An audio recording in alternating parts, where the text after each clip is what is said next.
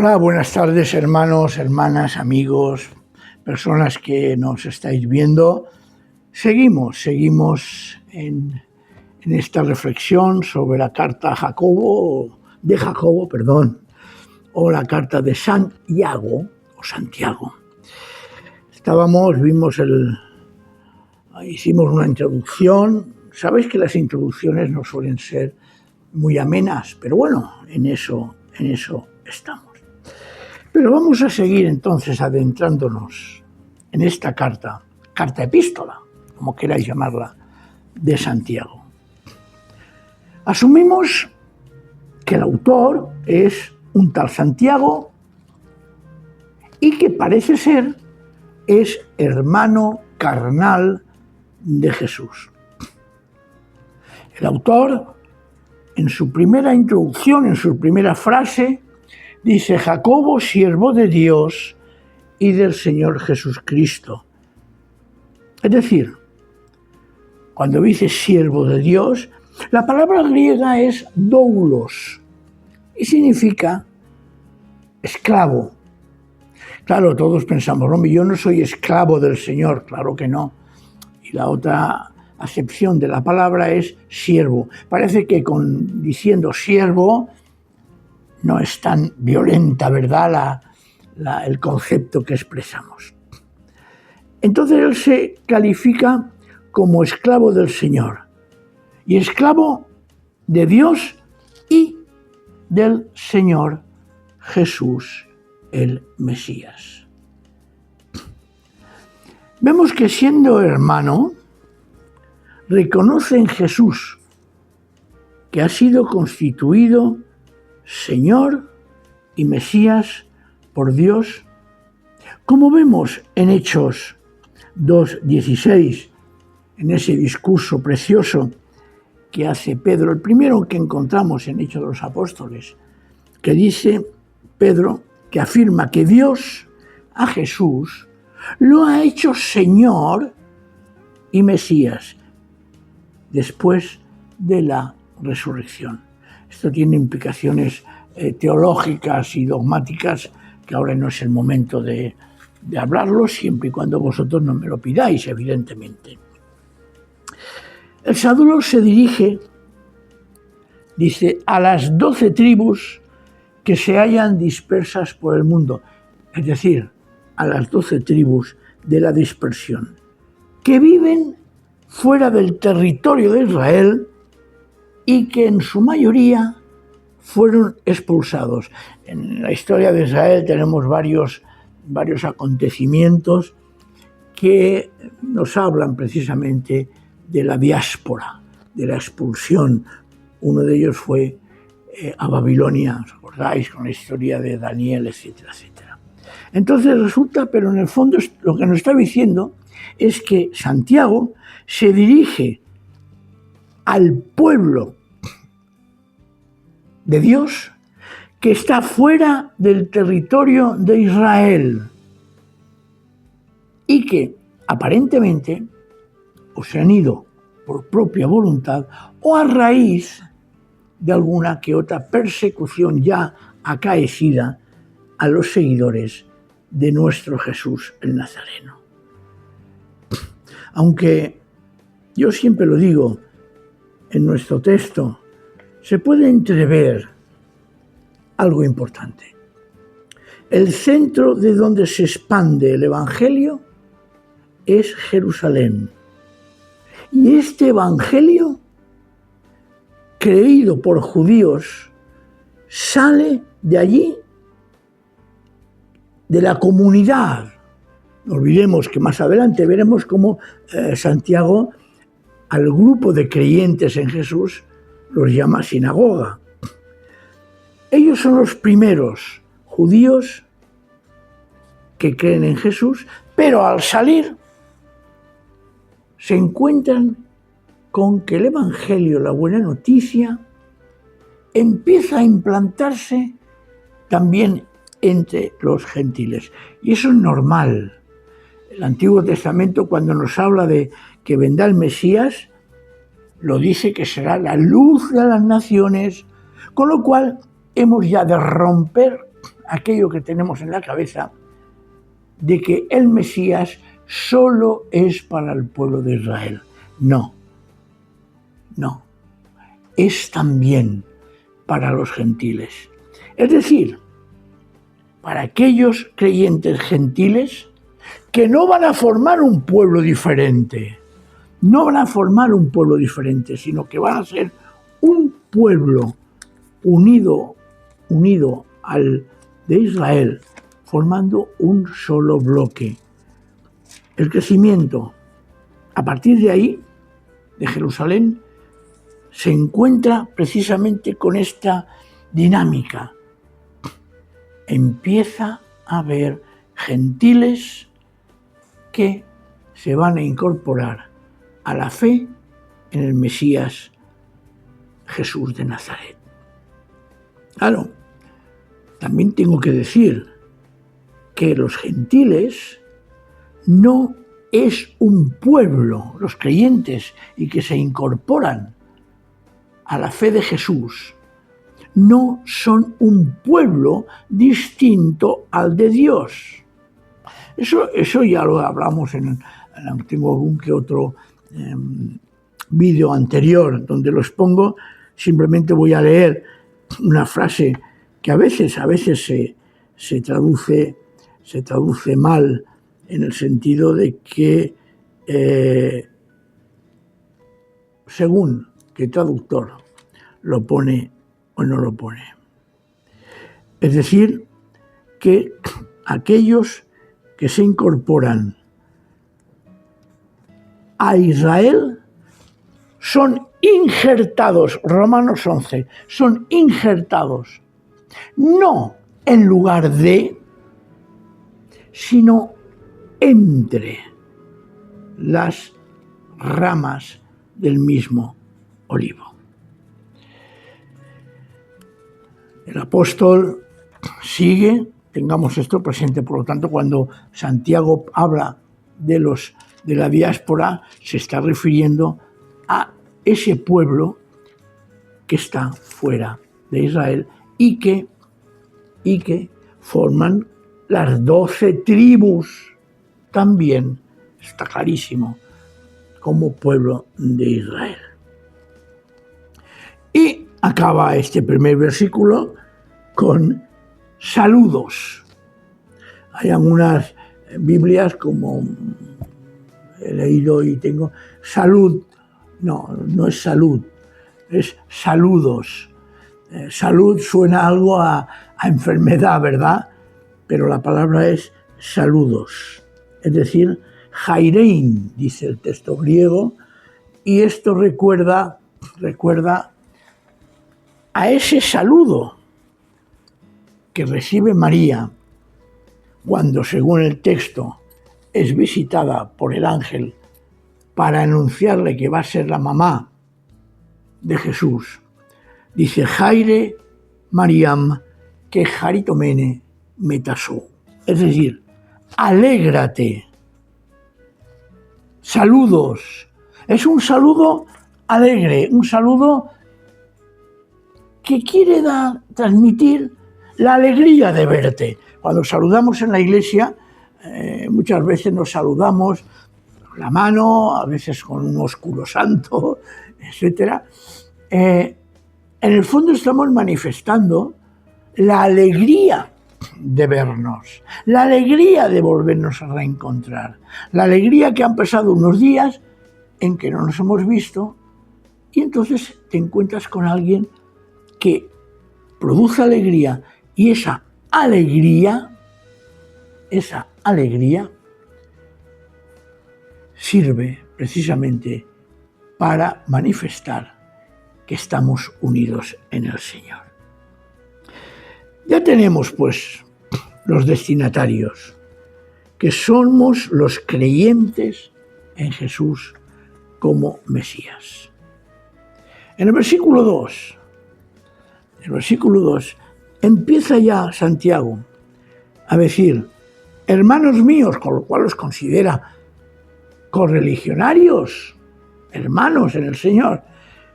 Fijaos la expresión tremenda. hermanos míos, consideraos muy dichosos cuando tengáis que enfrentaros con diversas pruebas. Fijaos, Santiago lo que está diciendo es la alegría en medio de la prueba. Pastor, ¿cómo voy a estar alegre si estoy pasando una prueba? Mirad, la prueba es algo que nos madura. La prueba es algo que nos purifica. Después lo va a decir, ¿no? Acrisolados como el oro. La prueba es algo que el Señor permite y lo hace de una manera que ya en la carta a los Hebreos ya nos lo dice, que es importante reconocer en las pruebas que pasamos la mano del Señor que nos cuida y nos corrige para nuestro bien. Es interesante, ¿no? Es interesante ese tema. ¿Por qué? Pues porque la prueba, precisamente, tiene una función en las manos del Señor. Claro, nos podemos decir, ¿me puedo alegrar en la prueba? Oye, pues sí, pero no porque estás pasándolo mal, sino porque esa dinámica que estás viviendo ahora es para tu bien, para mi bien. Es muy importante, porque después lo va a seguir diciendo en el versículo 3, que lo vamos a leer, dice, pues sabéis que la prueba de vuestra fe produce constancia. Y después sigue, y la constancia debe llevar a feliz término la obra para que seáis perfectos e íntegros sin que os falte nada. Fijaos, como de una consideración negativa de la prueba, de las dificultades, de lo que pasamos mal, como aquí Santiago la revierte y dice, y une conceptos. Fe es una prueba, esa prueba produce paciencia, es decir, madurez, y esa madurez nos lleva a que seamos personas cabales. Ver las pruebas en positivo o en negativo puede definir muchas veces nuestro gozo, nuestra alegría e incluso nuestra amargura. La palabra que utiliza Santiago es jairein, es decir, alegraos. ¿Cómo me voy a alegrar? Repito, en una dificultad. Y antes he buscado Hebreos, y lo quiero citar. Dice en Hebreos 12:5, hijo mío, no tomes a la ligera la disciplina del Señor, ni te desanime cuando te reprenda. Y aquí viene el porqué que tiene que darnos la alegría, porque el Señor disciplina a los que ama y azota a todo el que recibe como hijo. Es curioso porque a veces hablamos y decimos, es que resulta que desde que soy creyente parece que estoy pasando más pruebas. ¿Normal? ¿Por qué? Porque el no creyente, el que no reconoce a Dios, No se entera. No se entera si su vida, si su comportamiento es según la voluntad de Dios o no. Sin embargo, nosotros que nos adherimos al Señor y queremos hacerlo su voluntad, resulta que sí que nos damos cuenta y luchamos y tenemos situaciones complicadas. Pero eso es señal de buena salud. El reconocer que somos personas con pruebas, eso es la primera señal de buena salud. Claro, aquí nos dice que ya hay prueba, constancia. Es decir, la prueba produce, la palabra que se traduce por constancia, otros traducen por perseverancia, otros por paciencia. En el fondo el griego es la palabra hipomoné, pero tiene un componente que a veces no se refleja en las traducciones, de resistencia. Ante la prueba hay que resistir, porque el resistir la prueba, ¿qué pasa? Nos fortalece, cumple la función que tiene y aseguramos que nuestra fe es auténtica. Es en el fondo la capacidad que estamos recibiendo, la madurez de aquellas situaciones que son realmente difíciles y las superamos. Es la capacidad de sobrevivir ante cualquier prueba. Así que hoy vamos a dejarlo aquí. Vamos a dejarlo aquí porque es un tema, realmente yo lo reconozco, es un tema complicado. No penséis que las cosas del Señor, como decimos, es coser y cantar. Que las cosas del Señor es, bueno, fácil, no. Porque precisamente lo que hace, como dice mi esposa Monse, lo que hace el Bañetas es ponernos dificultades para que dejemos de creer. Y lo que sucede es que cuando tenemos una prueba, lo que hemos de hacer es precisamente buscar la resistencia a esa prueba y agradecer, difícil, lo sé, difícil, agradecer al Señor que tengamos pruebas. ¿Por qué? Porque eso demuestra de que estamos por el buen camino. Estamos por el camino del Señor. Si no tuviéramos pruebas, yo personalmente estaría muy preocupado, muy preocupado. Así que, para acabar, seguiremos después, la semana que viene, si el Señor lo permite, con el versículo 4, la prueba soportada, la prueba resistida, la prueba superada, nos lleva a la madurez, nos lleva a la integridad y nos aporta todo lo necesario en la vida de fe.